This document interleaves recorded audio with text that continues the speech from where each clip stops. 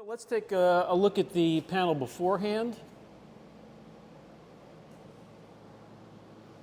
showing all of its 168,000 miles, wear and tear,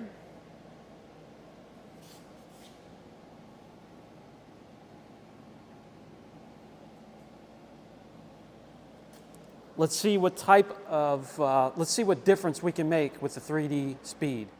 All right, we'll get that polish pad on here. Shake up the formula. 4 marble size droplets on the pad.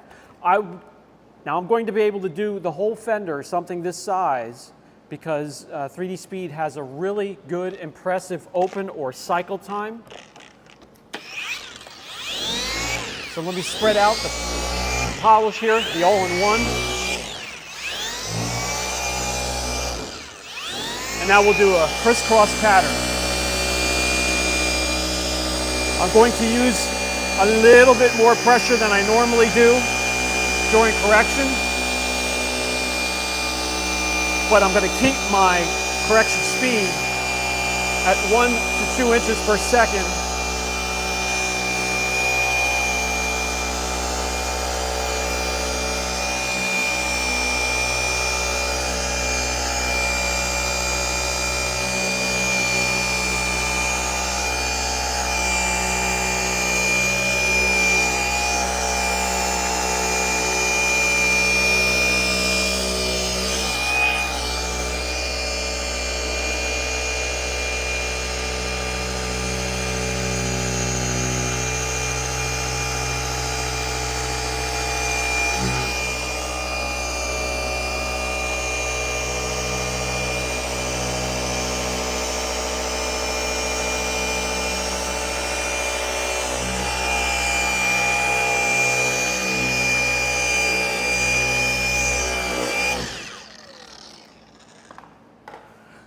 Quick tip here. Let me show you this. Let me wipe off the residue first from that polish that we did, crisscross pattern, equal to 2 passes, moderate pressure, the usual correction speed. Now, what I'll do is, before I move on to the next panel, while this is still just a little bit slightly warmer than usual because of the friction and the correction, is I will use 3D Speed like a liquid wax and just gently cover the whole fender. Let's just smother the whole fender.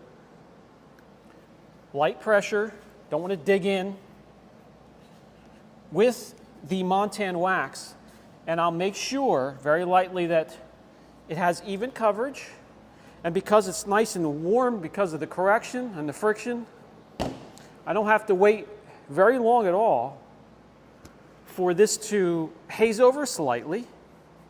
Have a nice, clean, soft, plush microfiber.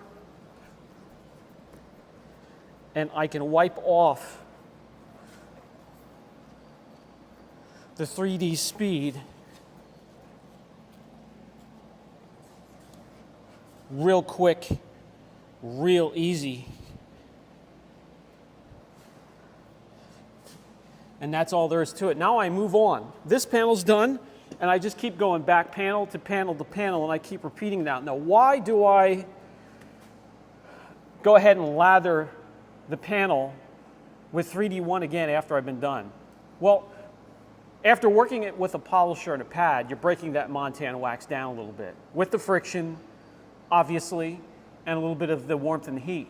So another layer of fresh Montan on top of that, before moving on, will give you the most, you'll get the most out of the product, the best durability, and you'll be able to rely on, you know, however long you can get the Montan wax to last in your area, in your climate, in your weather. Let me grab you off the pedestal and let's see the difference now. And I know you can already see that dripping wet, buttery look. Perfect? Hell no, not even close. We aren't going to put that kind of time into this paint. We just want to get this look right here, this dripping wet look. And we did make a difference between the two areas. Take a look at this. See if I can get it to focus. And now look at that. Still have deeper scratches, still have some swirl marks, but let me back up and show you this. Look at the difference between the two panels. Night and day. Let me know that you could see that down in the comments section. And that's what we want for the whole vehicle. And that we can do in very little time.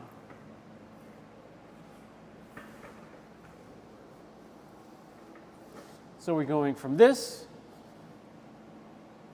to that. Let's continue on and get around the vehicle quickly and finish this.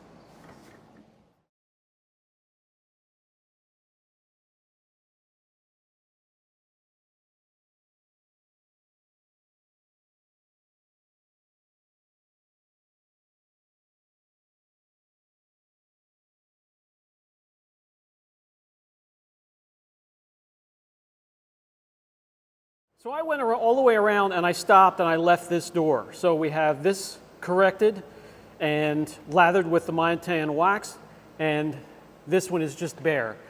No protection has been on this car for, well, probably since its inception. And let me give you an idea. No protection.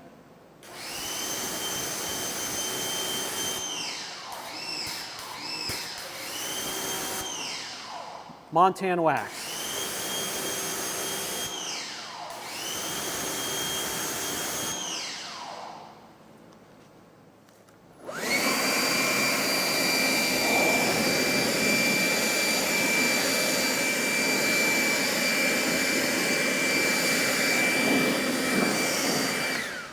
Easy to dry with forced air. Look at that, dripping wet.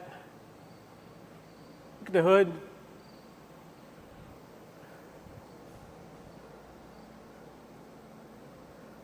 Look at that side. Guys, this thing was an absolute well, it's still an eyesore sitting in my parking lot, but let me know down in the comment section if this has made a little bit of a difference and made it look better. Let me back it outside, let you take a peek in direct daylight.